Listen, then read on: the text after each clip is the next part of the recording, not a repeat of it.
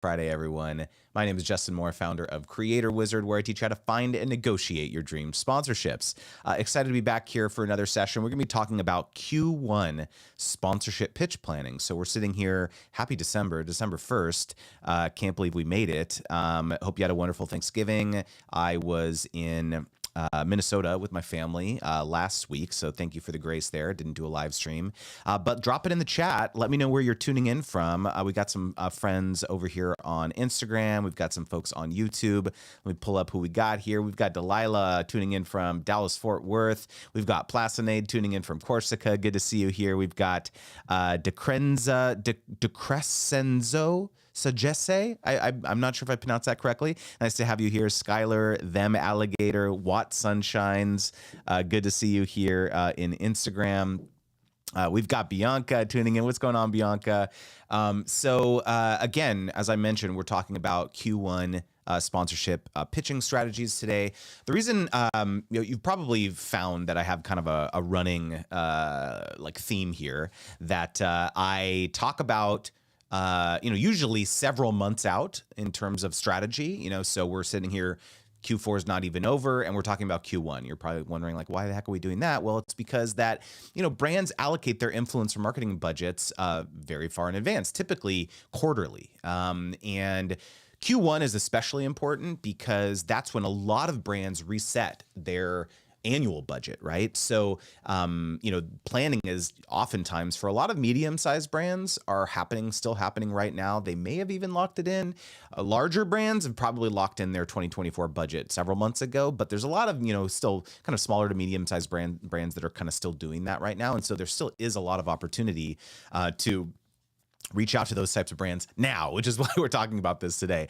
We've got Christopher McNeil tuning in from New York. What's going on? We've got Tess Watson from LA, Sarah Dawn from Toronto. We've got Fourthborn Child tuning in all the way from the Philippines. Good to see you here. We've got Here Comes the Silver. I believe that's Blakely, right? I think I see your profile photo. I think that's you.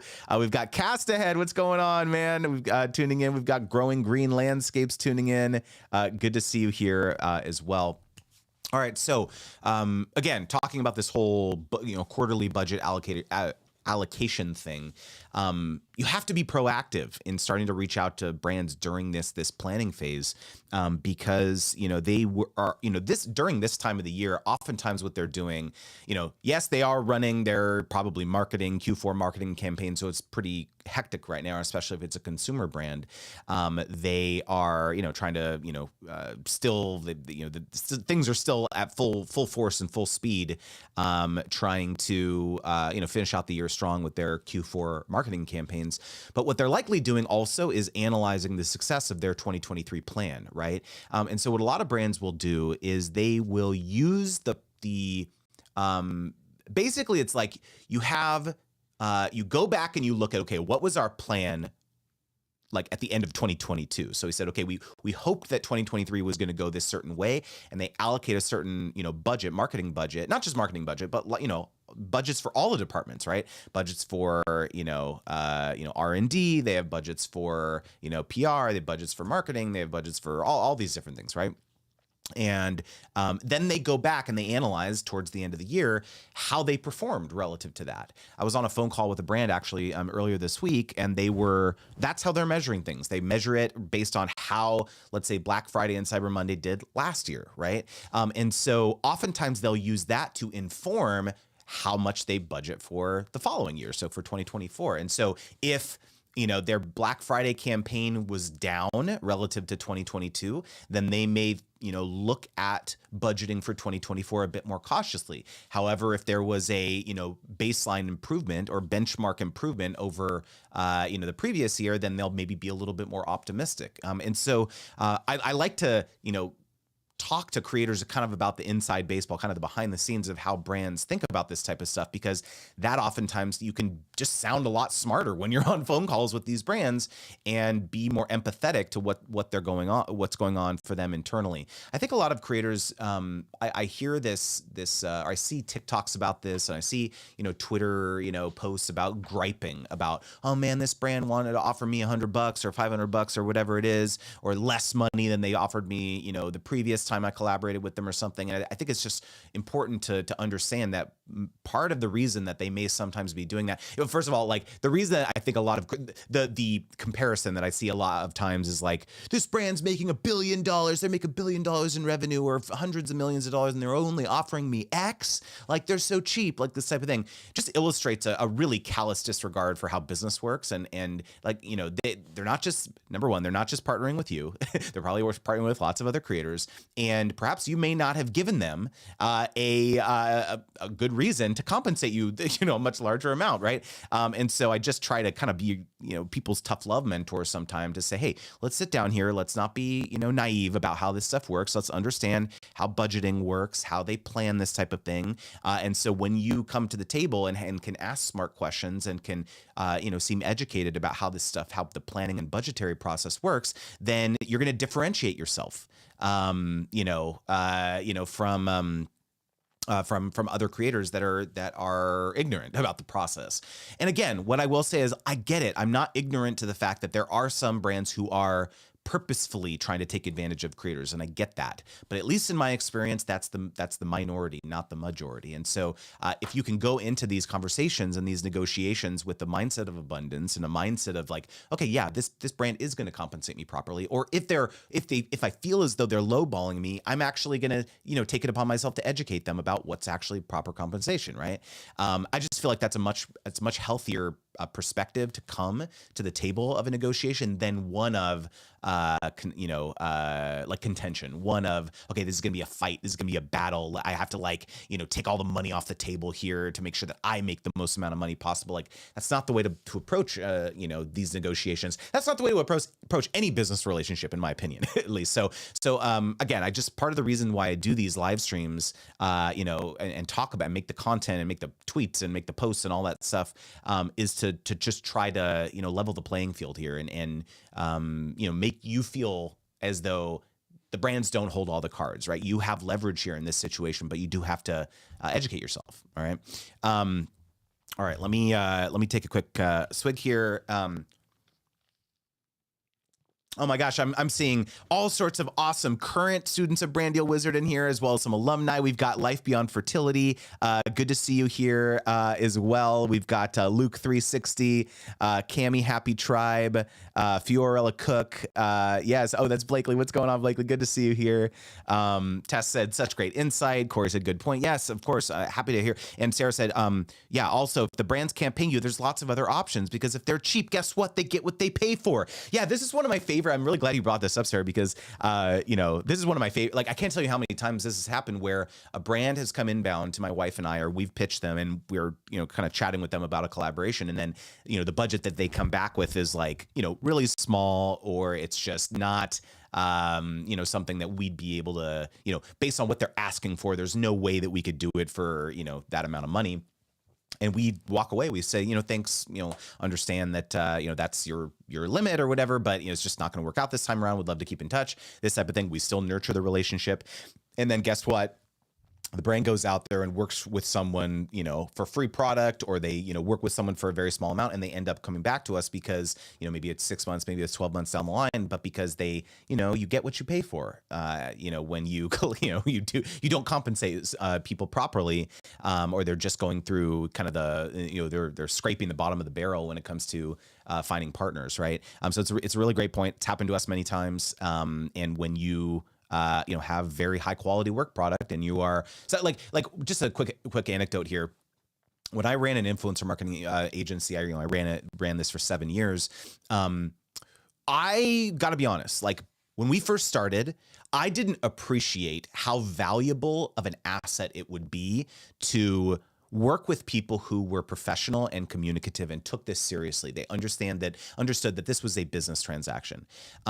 Because in the beginning, I was like, okay, let me try and get the most efficient ad spend for my client, who was the brand or the agency. And so, yeah, we did go after, in those early deals when I was still kind of learning the ropes, that we went after creators who were like charging a lower amount, right? Because, oh, great, okay, awesome, like they're willing to, like it's like business, right? It's like economics 101. You go after, it looks like a great person. Okay, they're saying they're only charge this amount of money. Let's go with them. But we very quickly learned that oftentimes the people who are charging that low amount, they're not turning things in when they say they do, or they're just pulling out at the last minute and making our agency look like idiots and having to go back to the client and being like, hey, I know I said that, I know we said that we could get this creator, but they pulled out. They said, oh, the reasons that some creators would pull out of deals, you would be shocked. Like if I told you, like we would have creators be like, oh, well, actually we just decided to go on vacation, so we're not gonna be able to do this anymore. Like they would say this excuse after they'd already signed the contract, after they'd already, committed to getting the content by a certain date. And then we had to scramble to find someone replacement. We had to go back to the brand and have this really uncomfortable conversation. Because again, remember, like the value proposition that we were trying to provide as an agency was like, hey, don't worry, brand. White glove approach. We'll handle all this for you. Like you don't have to worry about any of this stuff. And so for us to have to go back and have that really uncomfortable conversation, like that puts us in a really tricky spot. And do you think we're ever going to work with that creator again? Like there's no way, because people remember there's like these lists that agencies and brands have of do not ever work with this creator again. In fact, I had a VP at Paramount. It was a close friend. He did a guest session in my private community for my Brand Deal Wizard program. And we've worked with him many times on various projects, personally, my wife and I. And he said in one of those sessions that, these lists exist. Like if you kind of screw over, for lack of a better word, your brand or your agency contacts, like they're just not going to work with you again. It's going to be really hard to get back on their good list, essentially. So, anyways, just wanted to mention that here. I think I see Rita, Well for Purpose here, just joined in. We've got the wheelchair dad. Man, we've got all sorts of like current students, alumni. I love that you guys show up every time here. Oh, we've got Jonathan tuning in here. What is going on? Good to see you here. Awesome. All right, so again, for those of you who are just joining, we're talking about Q1 pitching strategies and how to kind of start planning out your roadmap for Q1. Another thing I think is really important when it comes to kind of strategizing for what types of brands that you're going to reach out to is to start leveraging your audience preferences. You may have seen this where, there are folks in your comment sections or in your DMs or responding to your email or whatever platform you've built your influence, where there's conversations happening about brands, products, services that your audience has loved, is currently loving, has tried out, maybe is not loving, this type of thing. And so I hope you're keeping a running list of those discussions that are happening. I hope you're screenshotting, audience testimonials about, brands or products or services to kind of showcase when you're reaching out to them. Right? Another thing to do if you don't have a ton of that information is to ask your audience. I've talked about this before, that, it's so critical to have that dialogue, have that conversation with your audience around, what brands and products are they interested in, or are they using, or have, feel is like really important to them for Q1, Q2, et cetera. The, kind of the depth of the winter months for, certain parts of the country and the world, especially if you're a consumer facing creator. Have that dialogue. It's not just this kind of one way. I hope it's not kind of a one way conversation with you and your audience. And so you can use that as a targeted short list of brands to actually reach out and collaborate with. We got Liz Bianco tuning in. Good to see you here. So it's super important to just like not ignore that type of stuff. Because remember, brands want to rent your audience. So aligning with your audience preferences is key, and helping them understand that you serve as the conduit to help them access this big pool of prospective customers. It's just so critical. And so that just, again, don't ignore this kind of audience preferences thing. By the way, remember, these live streams are for y'all, so any questions that you have around sponsorships and brand deals and negotiations, building a creator business, et cetera, please drop it in the chat. After we talk about kind of today's intro topic, we're going to be diving into that, so make sure to drop those now. Another thing about kind of Q1 pitching and sponsorship strategy is you should be researching what partnerships other creators in your niche did in Q1 of last year. I've talked before about how great of a tactic it is to go back and research what brands were talking about and promoting on their own channels, social media, Instagram, let's say, on LinkedIn, their press releases, what were they talking about last year, and saying, and when you reach out, the thrust of your pitch is, hey, I saw that you were promoting this thing last January, February, March. Are you going to be doing that again this year? I would love to help you spread the word. But the next level tactic to that, the kind of one step further, is actually go and see what other partnerships were creators in your niche promoting. Because you've knocked out two birds with one stone.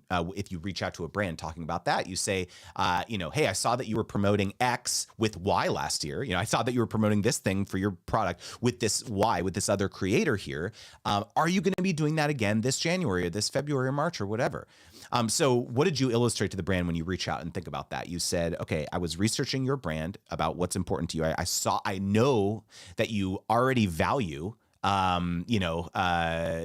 working with creators. And so that illustrates, savviness on your part.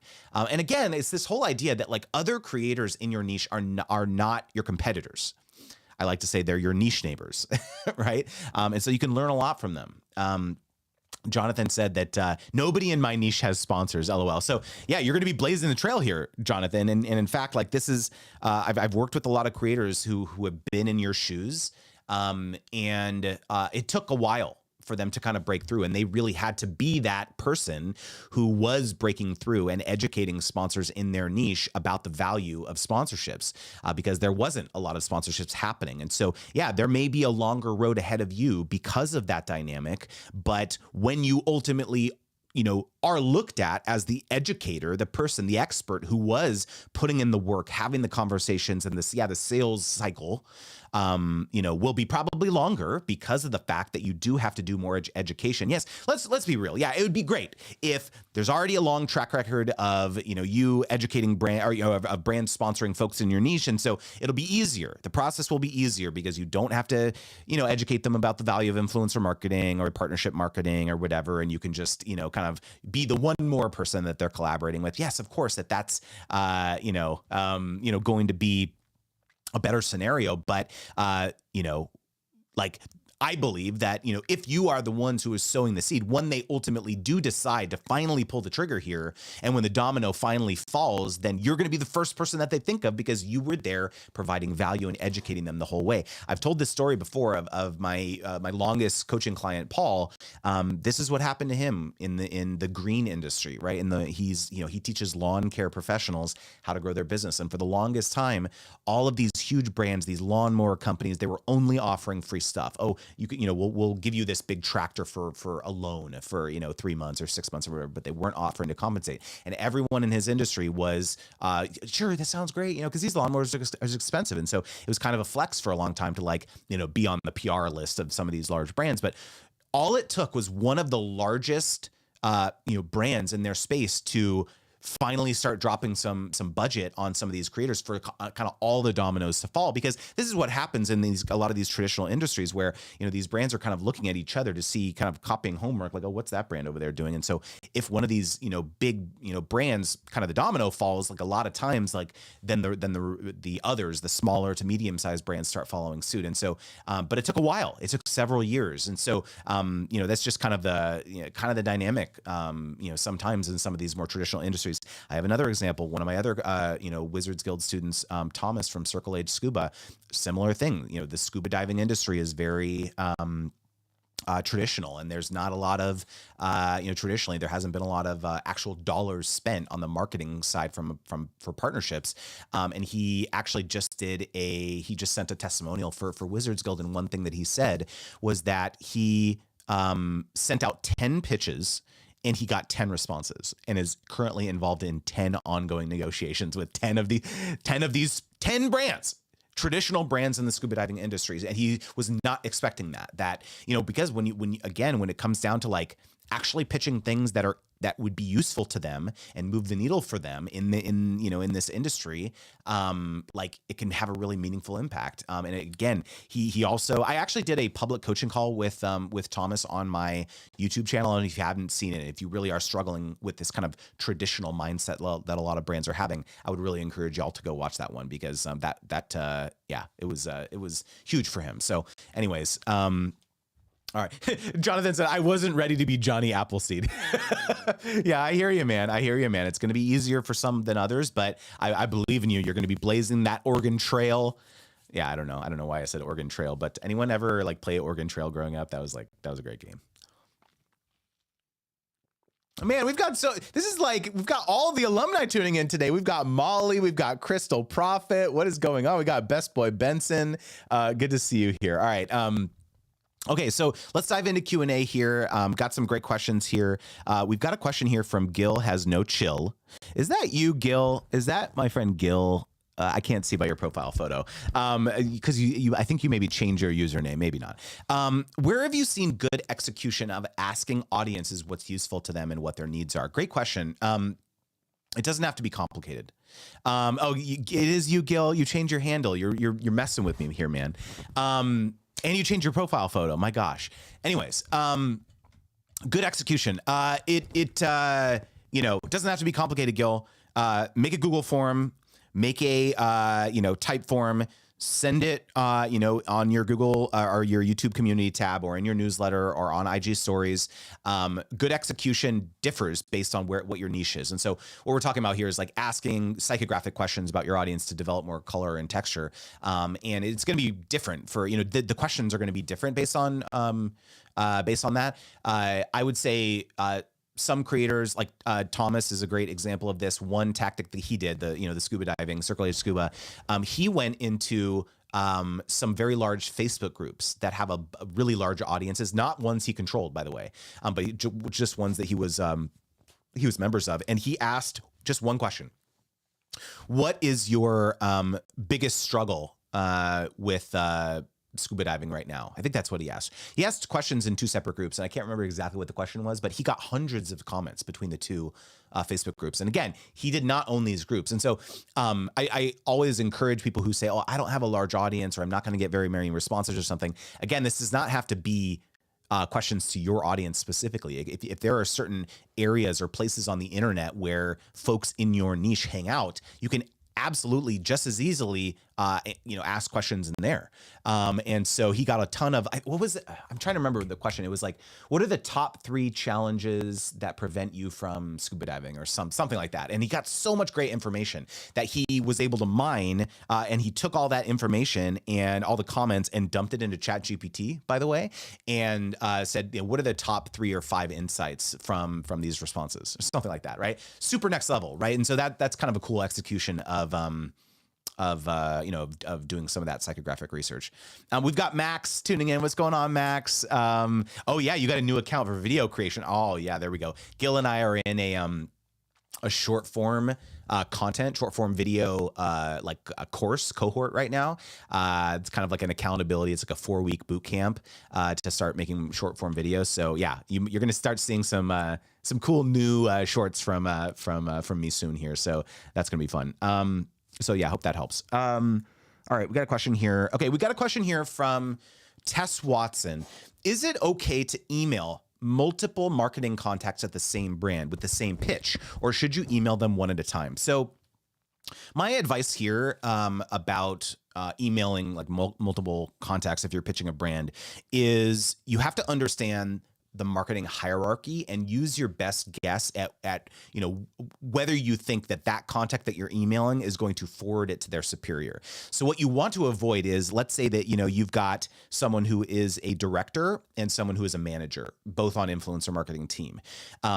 Chances are that, let's say for example, the influencer marketing manager or the influencer coordinator, you look at their LinkedIn and their tenure is only 2 months. They've only been there 2 months or 3 months. Chances are that that coordinator does not have the decision-making power to move forward on a paid partnership with a creator that reaches out and pitches them. And so what they're more than likely going to do is they're going to evaluate that and forward that onto their superior. So if you pitch both the coordinator and their superior, probably, their marketing manager or the VP or whatever it is, it's going to be a real bad look if you pitch both of those people at the same time. Right. So let me repeat that. So you understand that how much research you have to do is that this is what I will do when I'm looking at multiple marketing contacts at one company. I'm going to look at things like that, how tenured that person is. There's no obvious way to know that person is that person's boss, but you can kind of reasonably make that assumption based on kind of doing a little bit of sleuthing on LinkedIn, for example. And so in that scenario, I would probably pitch them one at a time. So I would exhaust one contact that I'm pitching, 3-4 emails. Even if I'm not hearing back, I would exhaust 3-4 emails before moving on to the next contact. Maybe it is that marketing manager or the VP or whatever it is. And same exercise if I'm targeting a brand's agency, if it's a larger brand. So you do need to be a little bit more mindful about you don't want the last thing you want is for this to seem like a spray and pray approach. I'm just emailing all these people. Then of course that email is going to get ghosted or deleted. You don't want that. And so, but what I hope you're hearing is that, yeah, you absolutely should be trying to pitch multiple contacts at the same company, but you just have to be a little more mindful about how often you're doing it and who you're doing it to, because you don't want to be the person that seems like you're spamming, every marketing contact at an organization. That's a great way to get blocked, basically. So yeah, I hope that helps, Tess. All right, let's see what other questions we got here. Okay. Sarah said, okay, related question. If it's not a very, very specific industry, I see creators in my industry promoting the really generic YouTube sponsors, but I wonder if that turns off the audience. So I think that you're thinking of the BetterHelps of the world, the HelloFreshes of the world. Back in the day, it was the Caspers or the Blue Aprons or whatever. Is that, I'm assuming that that's what you're talking about. Well, the way that I like to look at this is accepting sponsors like that only makes sense if it's in service of your audience. And if creators are accepting that just because it is a easy payday, then I believe that that's doing a disservice to your audience in the long run. And it will slowly start to erode the integrity and the trust that you have with your audience. There's an argument to be made that just everyone's used to the, NordVPNs of the world or the Blue Aprons, or not Blue Apron anymore probably, but HelloFresh is the world, this type of idea. And so what does it matter? It's not a big deal, this type of thing. I think that's kind of a lazy answer. I always come at this from an audience first perspective. If it serves them, then of course it's great. And if it serves you, obviously too, it has to be resonant to something you'd feel comfortable promoting, of course too. But I just think that's lazy. And the reason that I know that a lot of creators accept these types of things, it's because they're inbound. I can virtually guarantee you that 99% of those sponsorships came from not the creator reaching out and pitching them, but an agency that represents, one of the 50 agencies that represents HelloFresh or whatever that are going out there and trying to find all these creators to work with. It's those agencies reaching out and saying, hey, creator, do you have, how much would you charge for a 60 or 90-second ad read, for the months of February and March. Remember, I ran an influencer agency, so I know how this stuff works. This is the playbook, right? And so if that's what you're doing is just these are inbound offers, and sounds good. I'll talk about that, blah blah blah. And let me be fair. My wife and I did some of those back in the day, so I'm not immune to that. We worked with Audible, but again, we loved it. We've done some HelloFresh stuff. We loved it. But there was some that maybe back in the day before we kind of learned this stuff and really started trying to be more mindful about the impact that these sponsorships were having on our reputation and our integrity. And really, are they going to be, useful for our audience? Starting to be more mindful about that. I think that that's a really important thing to think about as your creator career develops. And so I would venture to guess that if you took it upon yourself to say, okay, actually, let me go out there and pitch some brands that I think would be much better fit for my audience. It's easier to work with a brand who's coming inbound, because you don't have to convince them as much. They're already showing interest in collaborating with you. And yes, it's more work to go out there and pitch a brand, get them excited, this type of thing. But again, like the deals that my wife and I have forged over the years that have been the most lucrative ones were the ones that we went out and pitched cold. And those were the ones that were a much better fit for our audience and for us in the long run. So, yeah, that's actually an interesting topic to consider, is that like I virtually guarantee you those were all inbound opportunities. Yeah. Sarah said, yeah, I mean, I get if it's a service the creator uses and is comfortable promoting, but some of them just feel so out of place. Yeah, I hear you. And I think that some people have,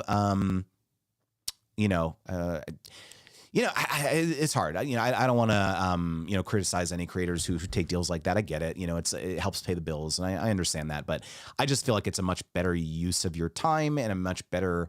It's so much more additive to your relationship with your audience if you are more active about your sponsorship strategy versus reactive. All right, let me dive back into the chat here.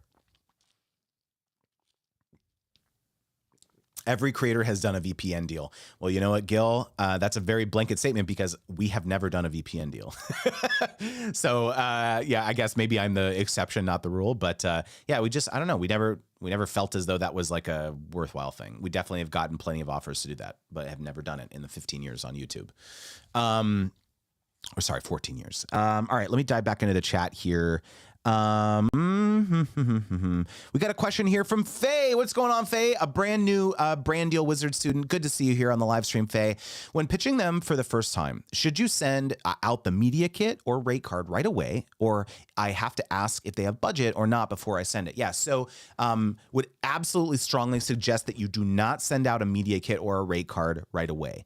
When you are pitching them for the first time, the top priority is getting them interested and excited with a pitch that is, I talk about my rope pitching method, right? Your pitch has to be relevant to a campaign that they've either run in the past or are currently running.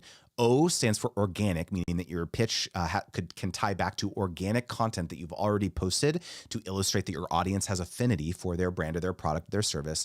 P stands for proof, so you can show how you've helped other brands achieve results. And E stands for easy to execute.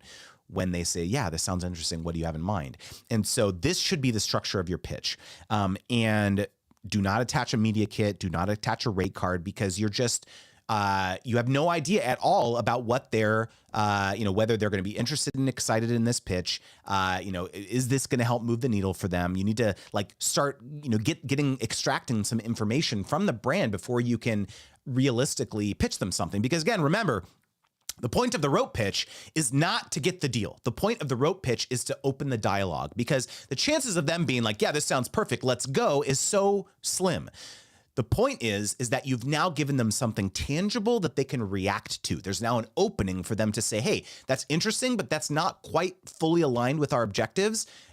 It's this instead. It's this other thing over here, which will allow you to pivot and say, okay, so good to know that that's more of a priority for you. Let me submit to you a revised pitch or a revised proposal that will be aligned with what you're currently actively trying to promote. Because remember, that's what they have budgets for, their own initiatives. They don't have budget for random, creator X that reaches out, right? And so you have to reserve the media kit or the pitch or the pricing or any of that stuff. You have to reserve the media kit and the pricing and the rate card and all that stuff for when you actually have some insights into what would move the needle for them. And so I think that's so important here, because you can't, if you have a rate card or a page in your media kit that has pricing, delete that immediately, because you can't. And so for those creators wondering, yeah, but how do I know even directionally how much I should charge? Instead of saying, hey, what's your budget, brand, you need to say, okay, thank you for all this information. It's very useful. I'm going to go back now and put together a proposal of the ways in which I believe would be the most effective collaboration for us. Typically, what I like to do is put together a couple different packages to give you a sense of what's feasible.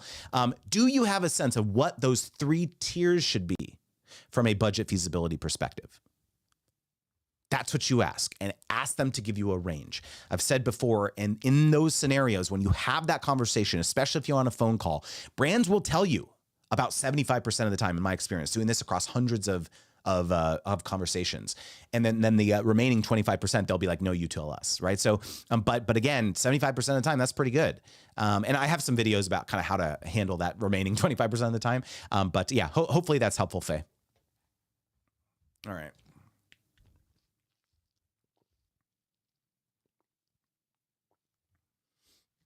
Life Beyond Fertility asks a great question, a follow-up to this. If you are just starting out pitching and working with brands, how do you meet the proof pillar of the rope method? It's a great question. And there's so many low-hanging fruit ways to meet the proof pillar that if you haven't done a ton of partnerships and you don't have like case studies or anything like that, there's a couple different ways. Number one, affiliates. If you've done some affiliate works, the easiest one is Amazon Associates. That is an illustration that you that is an illustration that you can actually move the needle, right? You can actually move product. You can sell stuff. So if you're able to go into your Amazon Associates dashboard and see under the home category or under the outdoor goods category or something that you moved this certain amount of product, there was this amount of product clicks, this amount of shipped revenue, this type of idea. That can be used as proof. Maybe it's not Amazon Associates, maybe it's another affiliate platform. That's totally worthy of that for sure. But let's say you don't have anything. Let's say you don't even have affiliate information. That's that's valid. Well, then I would look to see if there were times where you told your audience to do something.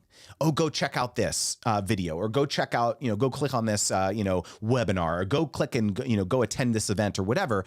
And maybe you have illustrations, just anecdotal, qualitative comments in your DMs or comments on your social media posts or responses to an email or DMs or whatever it is of people saying, thank you so much for telling me about that thing. I did the thing. I took the action. I'm going to check it out. And you should start screenshotting the heck out of that. Because again, the whole point is that you want to illustrate to brands that you have influence. When you say something, hey, go do this, people take action. And so again, it doesn't need to be like quantitative sales proof. There may be some brands that actually ask you for that, but a lot of brands won't. And so if you can say, hey, like people listen when I recommend that they do stuff, that can be valuable to the first brand. And remember, all it takes is one deal. All it takes is one deal for you to now start having a track record. And so Life Beyond Fertility, it's Charlie, right? I believe Charlie is your nickname, right? Charlie, like all it takes is one domino to fall for you to forge one relationship. And again, maybe it's an affiliate deal right out the gates. Maybe you focus on, serving, a brand or agency partner with an affiliate relationship. You start developing some good commission kind of track record. That you can use that kind of as the baseline, the foundation to start forging some flat, some flat partnerships. So again, don't let the idea that you don't have any proof or you haven't done a lot of partnerships prevent you from pitching brands and showing that you do have influence. Okay, hopefully that helps. All right. We've got a question here from Virgie in the, oh, pardon me. All right. Sorry, Dr. Virgie. Justin, what system do you use for contact management and email follow-up? Great question, Dr. Virgie, and happy that it's all my content is helpful. So I have a pretty robust tool that I've developed for my Brand Deal Wizard community, and it's a sponsorship tracker built in Notion. It's a template, and it's super helpful. It's like pretty sophisticated. It's got all these formulas built in to remind you of when to follow up on stuff. So it follows my 8-step sponsorship wheel, pitching or sponsorship pipeline. Essentially, it's a sales pipeline, and there's kind of imagine like a Kanban board if you're familiar with that, where these kind of these different stages that you're pulling your partners through. And so the initial one is the pitching phase, then you have negotiations, then you have contract, then you have concept, then you have production, feedback, publication, and analysis. And so those are the 8 steps. And so you move your relationships from bucket to bucket essentially as you pull them through the wheel. And then surprise, surprise, when they get to an analysis, you got to drag them right back to pitch because you're going to be pitching them on the next opportunity. And so this is a tool that I've developed. I hired like a Notion expert to help me develop it. It's super great. And it reminds you, it's like, okay, time to pitch, second follow-up, time to pitch them. And you have to like fill out dates and all that stuff. It's super useful. But But again, like this is a tool that I've developed. You can easily use tools like Trello or Google Calendar or whatever. That might be a little harder, but some sort of CRM, some sort of sales pipeline is what I would recommend to use for this type of thing, because it's going to just kind of help you remember all the outreach that you're doing and all that type of stuff, because it's going to be really, really easy to forget that, right? A lot of creators, they pitch a brand once and they don't hear back, and then they never contact the brand again. And I recently got a testimonial from one of my ongoing coaching clients, Emma, and she said it took her fourth pitch, her fourth follow-up, and she was not hearing back from this brand. It took 4 times, and the brand finally responded, "Oh, thank you so much. I've just been so busy." And now they're moving forward on a deal. It took 4. All right. So do you have the tenacity to actually email a brand 4 times without hearing back? Sometimes that's what it takes. Right. And so if you're not tracking this and not realizing like, oh yeah, I got to follow up with this brand, this type of thing, then it's going to be difficult. Like you just kind of have to be the squeaky wheel. I've talked about this before, that like the point of a pitch is not to get the deal, y'all. The point of a pitch is not to get the deal. The point is so that you're on their radar when you are following up on a monthly or quarterly basis or whatever it is, wherever you're at in the nurturing, life cycle. It's just going to be that email that pops into their inbox and they're like, oh yeah, we have this new campaign that we're working on. Justin would be a great fit for this. They're doing so many different things. And so it takes that email popping back up in their inbox to remind them of the fact that you'd be a great fit for this new opportunity that they didn't have the last time you reached out to them. And so it's like, I can't describe to you how many opportunities have come to my wife and I personally and come to my students because of this perseverance, this understanding that this has to be part of, if brand partnerships is a meaningful part of your revenue stream as a creator, nurturing brands, pitching brands, outbound pitching has to be part of your routine. It has to be part of your, business as a creator. And if you're relying on inbound opportunities to, make this sponsorship revenue, brand deals are always going to feel unpredictable to you, always, which is why the thrust of my Brand Deal Wizard program is about designing this system, designing this process so that it's a repeatable, scalable, sustainable thing to make money working with brands. You can't just work with them and then literally never talk to them again. Do you have any idea how much easier it is to convince a brand that you already collaborated with to work with you again? Man, this one question, I get this question a lot in the Q&As and office hours and stuff like that for my Brand Deal Wizard program. It's like, I worked with this brand 6 months ago or a year ago or a year and a half ago, 2 years ago, something like this. And I don't know if it went so well. I'm just too scared to follow up with them and this type of, I'm like, what are you talking about? Do you have any, if the brand, number one, didn't tell you that it didn't go well, if they didn't email you and be like, this deal sucked, we're never working with you again, it probably went well. Just assume that it went well, reach back out to them, have the humility and the objectivity to realize that there's only 2 outcomes if you follow up with them and say, hey, how's it going? Is they're going to say, hey, so great to hear from you. That collaboration we did a year ago was awesome. We'd love to collaborate with you again. That's one outcome. The second outcome is, yeah, they say, oh, well, it didn't go so well, right? Okay, let's pull that thread. If they say it didn't go so well, then you need to actually act interested in why that is. Let me go back and analyze, the last campaign. Let me look at those comments. Were there objections in the comments of why people maybe didn't take the action? Okay, well, let me propose to the brand now. Here's why I think that is. People in the comments were saying that, I tried the product before and it didn't work for me, but that was 3 years ago. And the brand now has a reformulation and it's totally different now. Well, hey, maybe that's now the focus of the next collaboration, is how the brand is reformulated and there's all these new improvements and blah, blah, blah, blah, blah, blah, blah. You use that as your opportunity to repitch the brand. So you can only win or learn. That's my perspective when it comes to repitching brands. Okay. Sorry, I kind of went on a little tirade there, I think, but it's just like you have to have the confidence here to really go back and research brands. Dr. Virgie says, do you sell your Notion CRM template separately from Brand Deal Wizard? I don't. I've been asked about that before, but one thing, it's been an evolution for me about this whole thing. I get asked all the time about my calculators and my Notion templates and all that stuff too. I've always been so focused on marrying the strategy with the tactics. I know that there's all sorts of people who sell go click on my link in bio and my template's $40, like this type of thing, right? And I've never been it's never been about the money to me, right? Like 40, I don't need the $40. Like it's about, I want you to learn this stuff. And so if I'm going to, sell a template standalone, and it's like, without you really fully understanding the reason behind why you need to do the things in the template, then I don't know. I feel like you're not going to get the outcome. I feel like you're not going to get the results that I really, truly want you to have. And so I don't sell the template standalone. I don't know. Maybe I'll have a mindset shift around this at some point, but I don't sell it standalone right now. So I hope you appreciate that. Thank you. All right, let me take a swig here.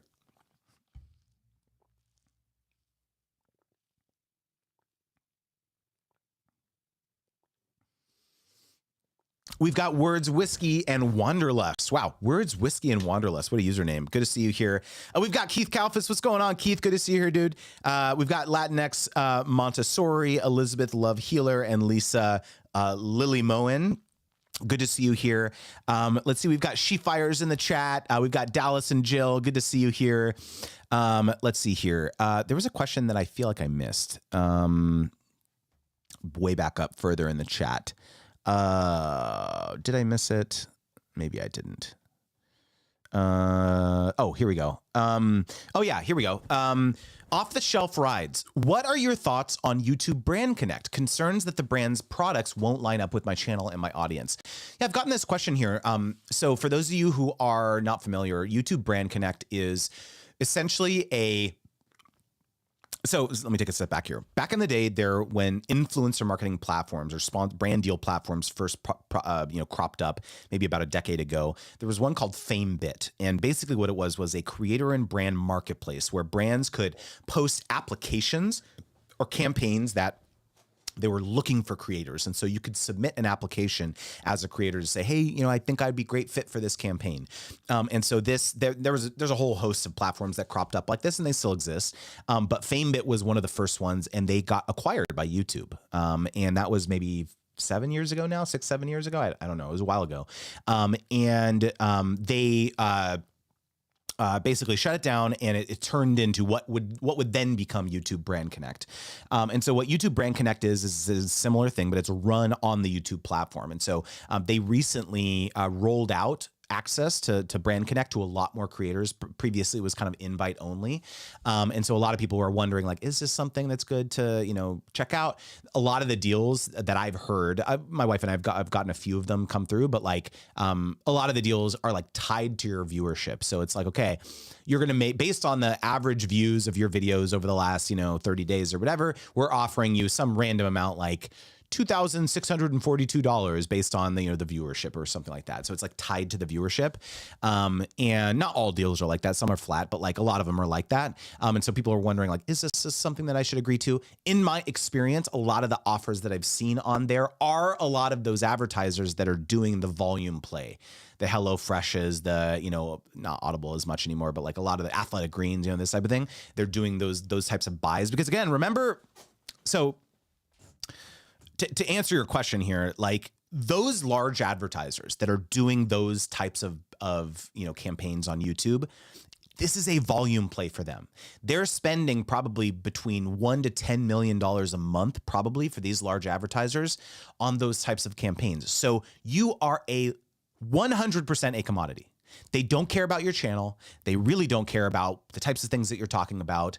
All they care about is how many views can you get on this video, and are you going to drive the percentage amount of sales or conversions or whatever it is, whatever type of campaign it is. You are to some degree interchangeable. I'm oversimplifying it a little bit, but like at the end of the day, you are just another row. You are another line item on. They're spending $1 million, and they, of that $1 million, that's going to translate into, let's say, 50 million views on YouTube, and this is going to be the click-through rate. This is going to be the opt-in rate of how many people actually sign up for a trial. Then of those people, that's how many people are going to sign up for a paid thing. So it's like, it is a return. It is a formula here. They're hoping to get a certain return on ad spend, or called ROAS, right? And so if you're charging too much, or if you say no to the deal that they're offering you, they don't lose any sleep. They're just going to move on to this other person.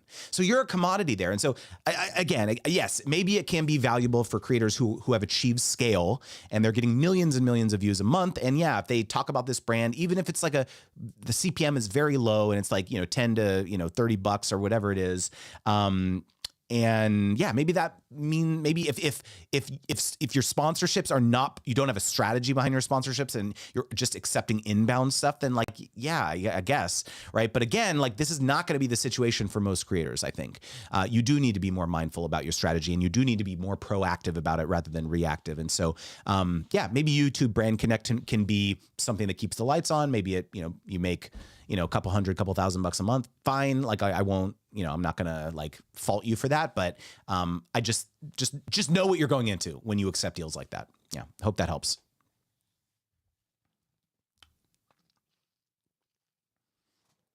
I just want to like acknowledge something from She Fires here in the chat.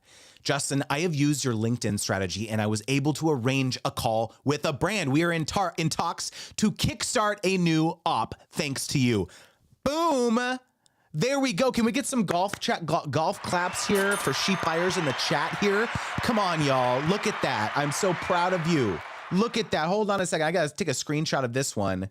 Holy cow. That is incredible. Holy cow. Hold on. I'm taking a screenshot of this one. Look at that. Love to see it. Proud of you. Love it. All right, we've got Philip Limon in the IG. We've got Blended Beauty. I am Shanley, non-nail artist. We've got I am Chelsea Howard, Sim Sima, Tracy. Good to see you all here in the IG. Yeah, I'm proud of you. Love it, love it, love it. All right, we had another question here. Here from Home Rapid Repair. Another home improvement channel did a full-on commercial in the middle of a video promoting hair surgery. It was so off topic. Okay, yeah. So maybe I don't know what your question is there, but yeah, I can see how that would stand out and be a little concerning. Like what the heck is that? They're getting their bag, I guess. Maybe I don't know if you could fault them, but I hear you. That's like really not not great. All right, can I ask you guys a question here? All right, one thing that I've talked about, kind of taking you guys behind the scenes a little bit here is that the fact that I'm writing a book, and I'm very excited about it, but I'm a little confused because I'm really trying to figure out what the direction of the book should be, because I have two like paths that I feel like I could go down. The first one and the most obvious one to me is writing a book around my gifted to paid like course topic kind of material. As you know, I don't offer that program anymore, like for sale. Essentially, it's like it's part of kind of bundled into my Brand Deal Wizard program now.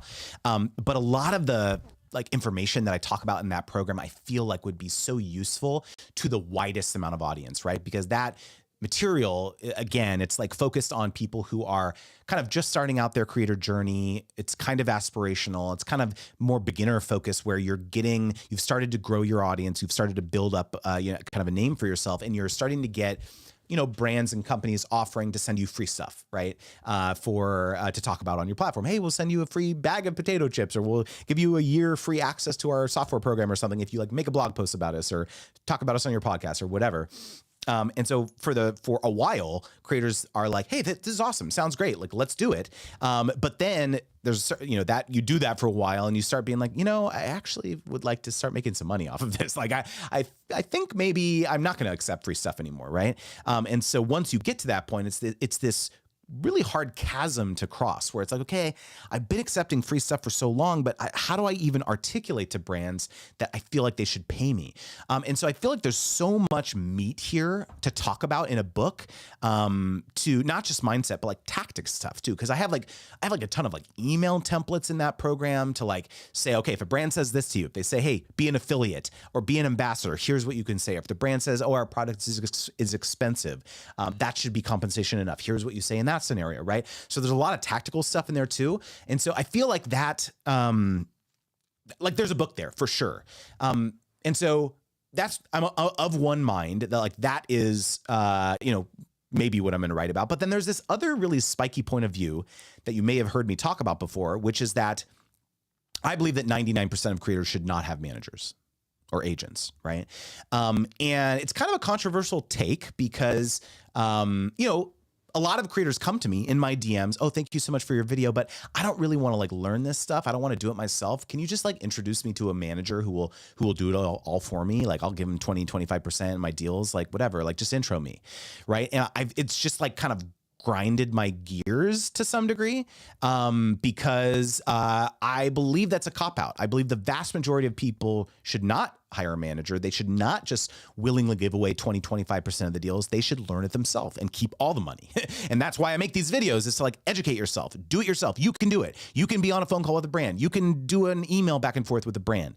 I believe it's a cop-out for most creators. And in fact, you're doing a disservice to yourself if you're not learning it. Because if you're always delegating the business stuff to someone else, it's going to be, I believe, you're going to have a really hard time building a long-term business for yourself doing this on the internet. Because again, like if I look at my own, my income streams with my wife over the last 15 years, it is wildly fluctuated. And if you believe that, this one little thing that you're doing on the internet is the thing that you're going to be doing for the next 30 years, like guess again, like you're going to have to constantly evolve and constantly be looking at new and different opportunities to reinvent yourself, because especially with the speed in which AI is taking over, you're seeing, videos, content creators creating AI, people who are creating faceless channels on YouTube and all this stuff too. So it's like, if you don't think your lunch is going to get eaten by AI in some way in the next 10 years, you're joking yourself. Right. And so you really need to be thinking about like, what would that look like for me to be put out of a job as a creator in 5-10 years? And if you're not thinking about this stuff and you're always delegating the kind of business strategy stuff to someone else, like you're going to be in for a world of hurt. Okay. And so I've had this idea to like write a book around this topic, around like, not hiring a manager, right? I've tentative title is like fire your agent or fire your manager, right? And that's also like, I feel very drawn. It's almost kind of like a call to arms. Like, no, you need to do this yourself. Stop delegating it. Stop feeling as though like all your problems are going to be solved if you can just get on the radar of someone who will like believe in you. I just think it's BS. And so I'm torn. Maybe it's the same book. I don't know. Maybe it is the same book, and I just need to figure out kind of the positioning or the packaging of it.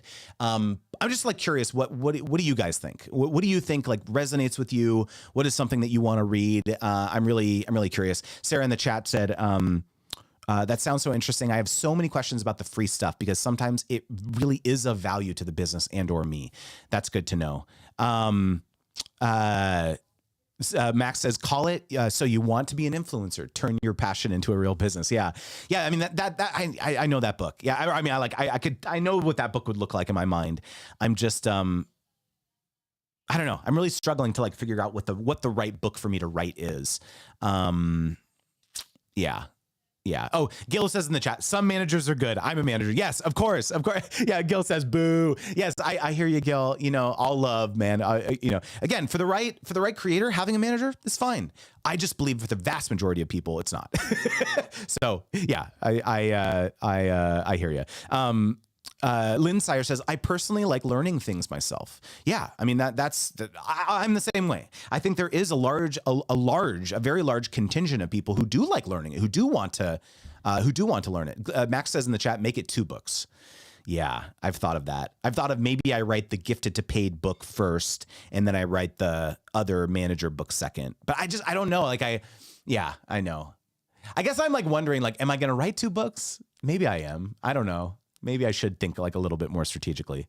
Hella Plants SGH says, is this actually live? Yeah, it's actually live. What makes you think it wasn't?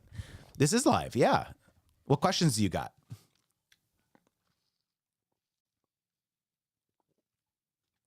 Natasha says, floats down from the clouds. Yes, it's the same book. I'm in sponsorship, albeit in a different industry, and both issues are relevant.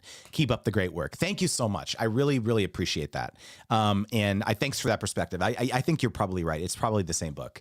I just need to figure out the, okay, here's the thing. The way I look at this is like, one of the other reasons, in addition to service, I want to serve people with this book, but I'm also a business person, right? Let's be real here. Like, I know that having a book, being an author will help me access larger stages, whether it's speaking, help me access larger podcast platforms from, other larger podcast hosts. Like, I'm not an idiot. I know that, like, you can be introduced as the author of X, or, the person, you get onto that podcast. Like this has happened to me where I've gotten on, podcasts, I've gotten opportunities because of the platform that I built. And so having a book is very much like a kind of another feather in the hat, so to speak, to make that happen. Right.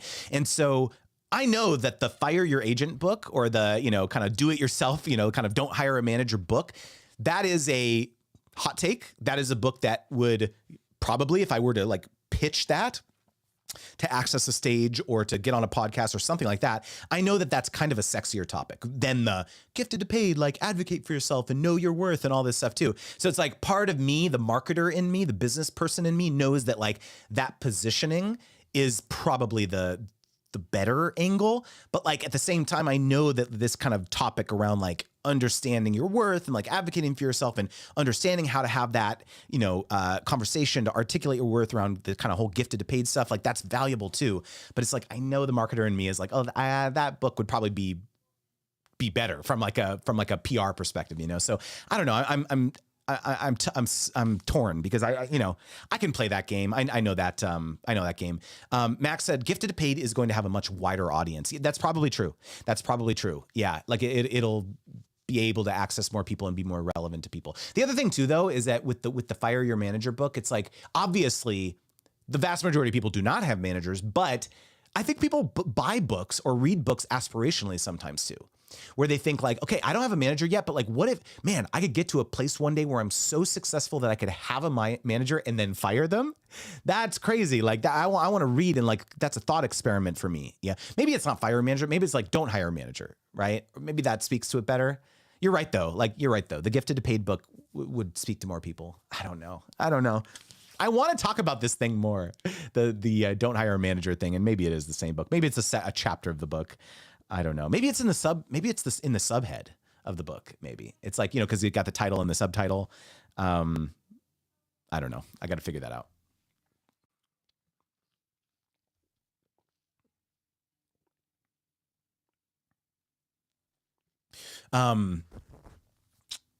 Dallas says, my tendency is always to try to put much info into one video. Yeah, I feel you there.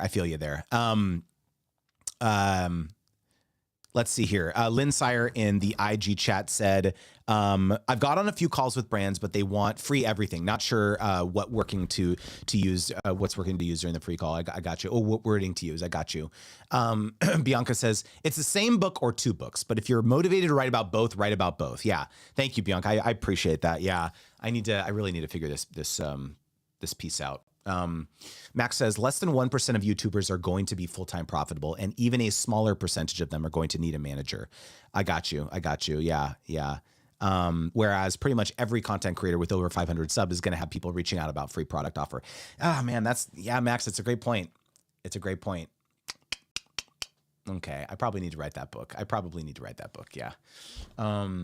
Yeah, Sarah says, I can see the thinking happening live and it's glorious. Thank you so much. Okay, so the funny thing, one thing I've been considering doing, I want to create tell me if any of you would like be interested in this. I want to create a book think tank where every week or every other week, I get on a Zoom call with a small group of people, probably 5 to 10 people, something like this. And I am going to be probably writing this book in public, where I like start releasing chapters of it or posts, portions of the book like as newsletter blasts, and put it on the blog. And then it's kind of like it doubles as like an accountability thing as well as a marketing thing, where I just start putting my ideas out into the universe, and then I collate them and collect them into the book. And so this idea around the public kind of book think tank is I write the chapter or I write the next excerpt, I send it to the book think tank, and then we get on the Zoom call and we debate it and talk about it live. And then I publish the call where I say, okay, here was the weekly, think tank about the book. And I start kind of focus group, doing kind of a focus group of the book, and do this for, however many months it's going to take me to finish the book. I just love this idea of kind of having that real-time feedback. Also, it's kind of an accountability measure where it's like, oh God, I got to like get this out to the focus group or the think tank. So it's like, I really have to get my act together. So, I need to figure out, because I want to make sure that the focus group has a a good cross section of people in it, people who are at various stages of their career, creator career, people who, so I want like just all sorts of different types of people in it so I can get different perspectives. Anyways, yeah, so drop it in the chat. Is anyone, oh, Bianca says, yeah, think tanks are so valuable. Oh, okay, we get, so yeah, would love that. Delilah says, yes, I'm in. That's super cool. Yeah, so I think I'm gonna need to like put together some sort of like application or like Google. I think I'm gonna send it out on my newsletter soon of like, hey, anyone interested in this? Fill out this form here, because I need to like vet it a little bit to put some questions there to make sure that I have the right people in there. Because again, I don't want yes people. I don't want people being like, it's great, Justin, this is awesome. Like I want real feedback. Like I need people who can be objective and who aren't just going to be yes people. Cause like I want this book to like serve people. And I need to make sure that I have the right types of people in there. So I got to think through that process, but good to know that there's like interest there. Yeah, that it sounds fun. And I wouldn't be myself if I wasn't trying to get this sponsored too. So I'm actually talking with a company right now about sponsoring this whole thing, kind of what I'm calling zero to manuscript, where I'm literally going from zero. I have nothing with the book or anything like that to like having a manuscript ready to like start the publication process. So yeah, excited about this. Anyways, I also joined a authors cohort in January that I'm gonna be kind of being put through the ringer to try to get some more accountability. So yeah, anyways, really excited. We went over a little bit today on the live stream, but I hope thank you guys for the public therapy session. Hopefully it was helpful for you today. Hope you have a wonderful Friday, great weekend, and I will see you all back at it next week for another live stream on Friday, 10 a.m. Pacific, 1 p.m. Eastern. Thanks y'all. Talk to you soon. Peace.